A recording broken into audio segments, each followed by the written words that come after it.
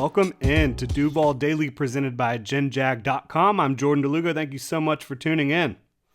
Jaguars, 7-point home favorites over a team who they have not beaten since 2017, the Houston Texans. 8 straight losses to Houston for the Jags. Unbelievable stuff. We're going to preview this Week 5 contest. We're going to preview it right now. Follow me on Twitter at Jordan DeLugo, Generation Jaguar, at Generation Jag. Please like and subscribe on YouTube. And of course, check out GenJag.com for some Duval gear. You can also become a channel member here on YouTube. We've got links in the description below. Jaguars versus Texans, 1 p.m. at the bank, TIAA Bank Field in Jacksonville this Sunday. Looking like it's going to be about 80 degrees, partly cloudy. Again, the Jaguars are 7-point home favorites over the Texans. The Jags are 2-2 entering this contest. The Texans 0-4. The Jaguars are among the league leaders right now in point differential. They're also among the league leaders in turnover differential, even after Trevor Lawrence was fumbling the game away last week. The offense has played well as a whole. They're on pace to break the single-season franchise record for points, averaging 26.3 points per game. Trevor has looked great for the most part, throwing the football. Things are well planned on offense, well schemed, well coached. The defense, they've allowed the 4th fewest points in football. Things are looking good for the Jaguars. Things are trending in the right direction, even after a loss to the Eagles, in which they really should have gone up 21-0 early in the second quarter and been able to take care of business. But they were not able to overcome the elements, the remnants of Hurricane Ian, wreaking havoc on the Jaguars up in Philadelphia. To start this off, we're going to look at some injuries to keep an eye on. Let's start with the Texans. Jonathan Grenard, a former Florida Gator, who I'm sure a lot of y'all are familiar with, he's dealing with an ankle. He's one of their defensive ends. He did not practice today. Neither did Austin Deculus, linebacker Blake Cashman, tight end Brevin Jordan. None of those players practiced, so those are all injuries to keep an eye on. I would say of them, John Grenard is the one that they really cannot afford to lose. Derek Stingley did participate in practice today. He's dealing with elbow/shoulder bruising. He practiced with a brace, was limited. Malik Collins, who's another big defensive lineman for the Texans, he's dealing with a knee. He also practiced today. So it's looking pretty positive on the injury front for the Texans overall. No one huge besides Jonathan Grenard that they might be missing out on. And it looks like they might be getting Mario Addison, who's a veteran defensive lineman, back, and they might also be getting rookie Christian Harris out of Alabama, who's a really athletic linebacker who the Jaguars actually showed some interest in during the pre-draft process. For the Jaguars, they've got one big injury that everyone's worried about right now. It's Foley Fatukasi, their defensive end and base, one of their best run stuffers. He's a tone setter up front. Can he play dealing with the quad injury? He again did not participate in practice on Thursday for the Jaguars. You've also got Zay Jones, who missed last week's contest against the Eagles for the Jaguars with an ankle injury. He has been participating in practice this week, but in a limited fashion. You've also got Cole Van Lannon, who missed last week with a hamstring injury, and Caleb Von Chason, who missed last week with an ankle injury. All 3 of those players are limited on Thursday. Again, Foley Fatukasi with that quad did not participate in practice on Wednesday or Thursday for the Jaguars. It looks like he's probably going to end up being a game-time decision, may even be ruled out on Friday, but I would expect it to be a game-time decision for Foley Fatukasi. What do you do if you're the Jaguars and you cannot get Foley out there? I think you activate Corey Peters from the practice squad. He is a longtime NFL veteran. Talked about him earlier in the week on here. This is a guy who has played for Brinson Buckner before, the Jaguars defensive line coach. He's had a lot of productive seasons. He's a big body who plays with good leverage. He can play defensive end in that base 3-4 system with Brinson Buckner. He's done that in Arizona, done that for a long time in this league, 34 years old. But even in 2021, he was playing good football. That's why the Jaguars brought him in. They wanted to kind of reinforce what they had along the defensive line via the practice squad. So you could be looking at Corey Peters coming in and filling that Foley Fatukasi role. Of course, Adam Gotsis would probably get more play. Devon Hamilton would probably get more play. Roy Robertson-Harris as well. You could also see Israel Antwine, who is a Jaguars rookie out of Oklahoma State, undrafted free agent. He's on the practice squad. Had a really promising summer and preseason for the Jaguars. So I think the Jaguars do have some answers up front for replacing Foley Fatukasi, should he not be able to play. We'll see how it all plays out the rest of this week here for the Jaguars. But let's dive into some Houston Texans talk. Again, they are 0-4. Looking at their offense, I would say that it has been underwhelming. To be fair, right now, it's been pretty underwhelming. They're averaging 18 points per game. Pep Hamilton is calling the plays. Starts with the quarterback, right? Davis Mills, has he taken a step forward this year with Pep Hamilton being the play caller, with Lovie Smith being the head coach? I don't think he has. I'm not convinced that he has. I think, if anything, he's looked a little bit underwhelming compared to what we expected to see from Davis Mills in year two.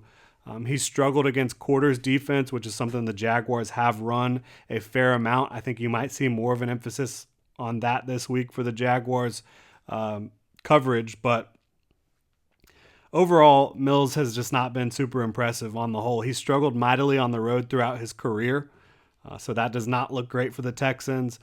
Looking at their offensive line and pass protection, there's some talent there for sure. Laramie Tunsil is still one of the best left tackles in football. Kenyon Green, they drafted in the first round at left guard. He's had his ups and downs. I think he's going to be a beast in this league. He's had flashes of being that so far, but he's also been beat up a little bit by some vets, no doubt about it. Had his fair share of struggles. You've got Titus Howard at right tackle, who certainly is talented, but he's had his fair share of struggles too. I think the matchup between him and Trayvon Walker will be really fascinating to watch, because Trayvon, he had a rough one last week against Lane Johnson in the pass rush department, was not able to get anything going against Lane Johnson, who is a Pro Bowl, all-pro type of player. Titus Howard is talented, but not on that level. Can Trayvon Walker, can he get the pass rush going a little bit? One thing I do want to point out, not everyone was paying attention to this, I think the Jaguars pass rush was attempting to squeeze and control the pocket versus letting Josh Allen and Trayvon Walker pin their ears back and try to bend the edge. They were kind of just running power, trying to make sure Jalen Hurts wasn't breaking contain.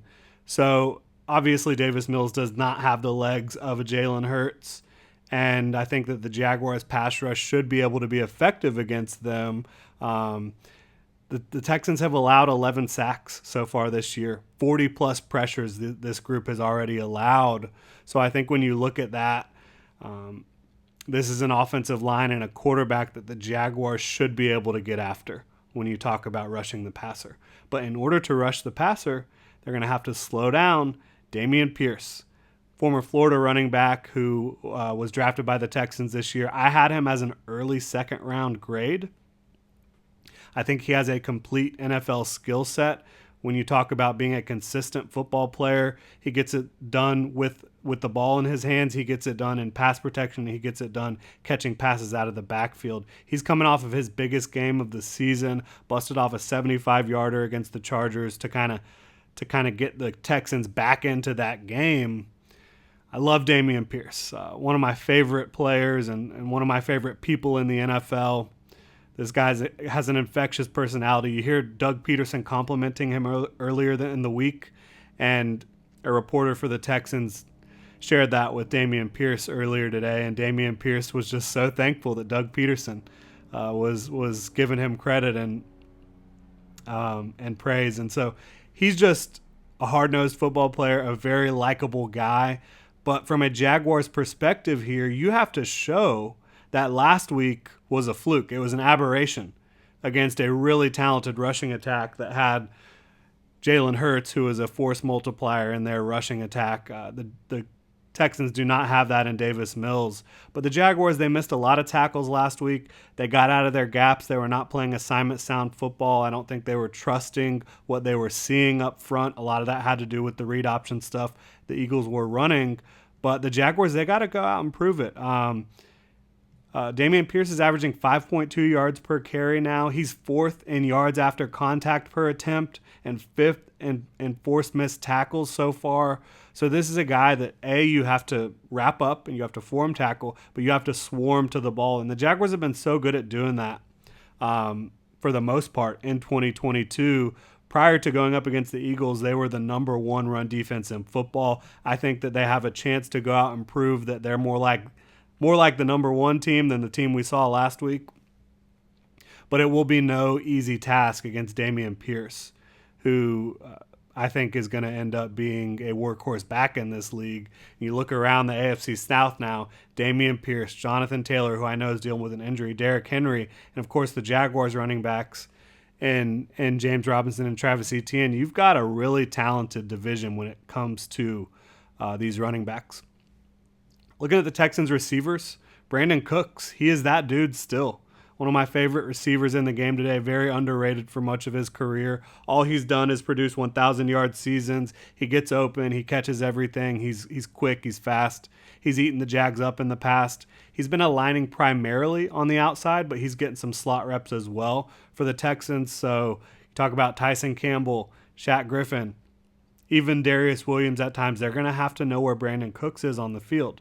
They're going to have to make sure they're locking it down. Nico Collins, same thing.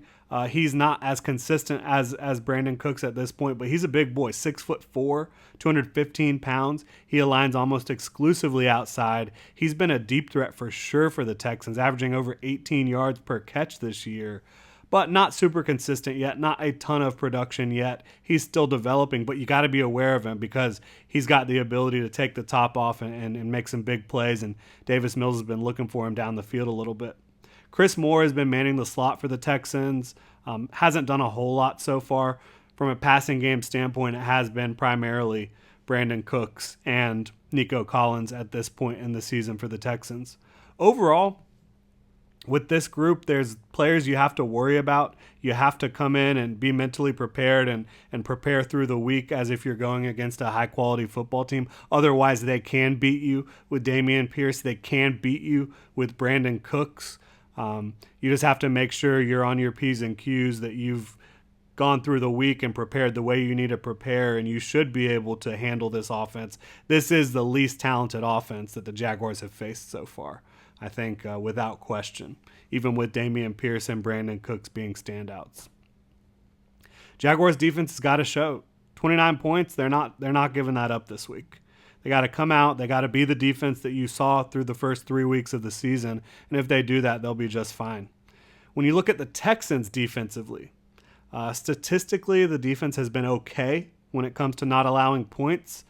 But I think the numbers are lying to us here. 3 of the 4 teams they've played so far on offense have been inept to this point in the season. When you talk about the Indianapolis Colts, the Denver Broncos, and the Chicago Bears, you have one team that has faced the Texans that has an offense that isn't miserable right now. That team, the Los Angeles Chargers last weekend, they dropped 34 on the Houston Texans. Justin Herbert was throwing the ball all over the yard. Austin Eckler had a really good game. I don't buy that this Texans defense is as good as the statistics say that they are right now. They do play with 4 down linemen. They're a 4-3 defense. They do play fast and aggressive because they're not doing too much to complicate things. They are able to play with speed because they're not thinking too much. But that has not thinking too much has kind of gotten after them a little bit as well, though, because you saw them last week looking just really confused on what to do with Austin Eckler.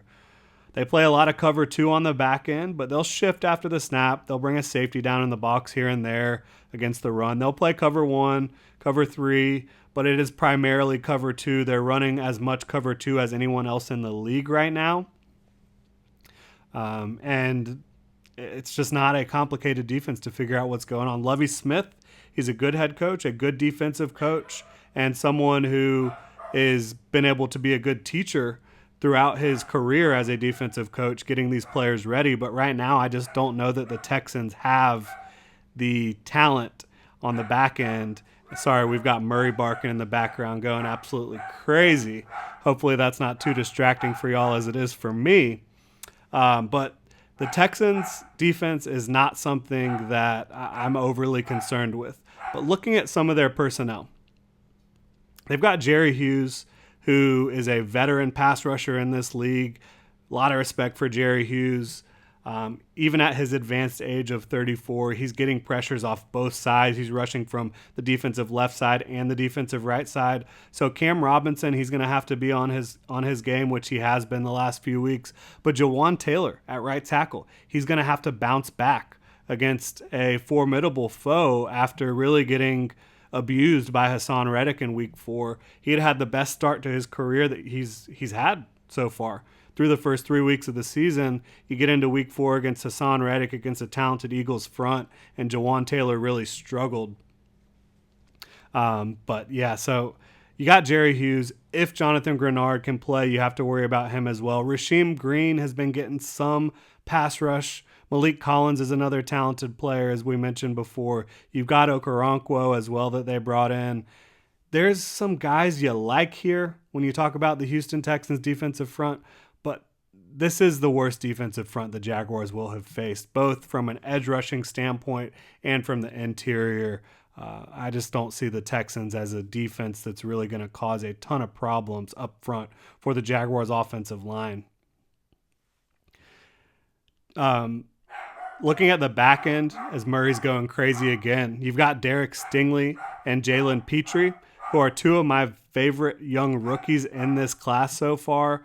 Derek Stingley, 3rd overall pick. He was the top cornerback in the class for a lot of people. He's been kind of a prodigy throughout his career. Came in as a super highly touted recruit at LSU and had an amazing freshman season, picking off a ton of passes, helping LSU get all the way to national championship. Had a good game against Trevor Lawrence as well in that college football playoff, as Murray continues to be relentless. I'm so sorry about that. But Derek Stingley, even though they're playing a lot of cover 2, he has been shadowing some of the best receivers that the Texans have faced so far. So will he be trailing Christian Kirk? Will he be lined up primarily on the outside? I think it's yet to be determined. But wherever Derek Stingley is, Trevor Lawrence and the Jaguars offense is going to need to know where he's aligned, because he is such a talented player, even at a young age. If you make a little mistake against Derek Stingley or Jalen Petrie, for that matter, who's lining up all over the field for the Texans, any little mistake with these two, they can take advantage of it. They can pick off a pass. They can do some damage. Jalen Petrie's been aligning at safety, free safety, in the box. He's been aligning also at nickel. This is a guy who has a lot of versatility, and I'm just a huge fan of a lot of these young Texans players. But where is the talent outside of the young players here? I'm not so sure. Love Stingley, love Petrie, love Dameon Pierce, love Kenyon Green, but these 4 rookies can't do it all on their own, unfortunately for the Texans. The bottom line is that they've been a poor defense so far. Outside of playing some really crummy offenses, I think the Jaguars, this is another, both sides of the ball, they've got to take advantage of it. For the Jags, based on everything I've seen, everything I've heard from the coaching staff and the players, this is a team that has the right mindset. I think they're going to reset every week, no matter the outcome, and be able to get back after it the following week. They're coming off of a disappointing loss against the Philadelphia Eagles. I think they're going to be good in their preparation this week. They're going to come back out, and I think they're going to have a big game against the Houston Texans in week 5. That is going to do it for me. Follow me on Twitter at Jordan DeLugo, Generation Jaguar, at Generation Jag. Please like and subscribe on YouTube, and if you want to support the channel further, you can go pick up a new hat or shirt at genjag.com right now. We've got links in the description below, and be on the lookout for our bold predictions and our matchups to watch later in the week. Thank you so much for tuning in, Duval.